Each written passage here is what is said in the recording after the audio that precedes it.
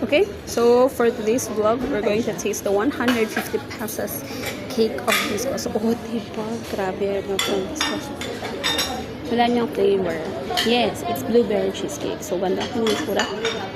Cheesecake naman ang kanyang dating. Kapan tasting? Good naman. Asa for also good. You're always busy. Very good. So, let's see kung anong natulog nito.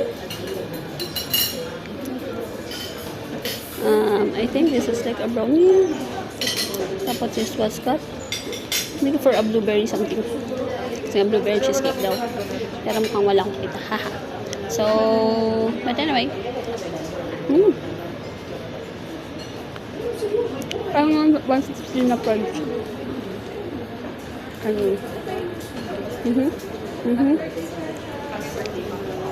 Yun nga. Ang blueberry.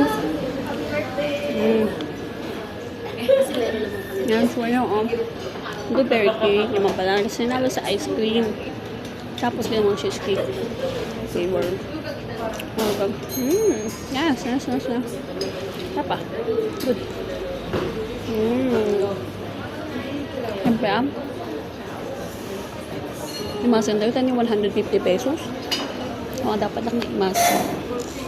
Tsaka dakal. O, diba, laki ng scoop. Parang dalawang scoop yata na ganito. Chill na. Pag mainit ang ating utak. Recommended. Good.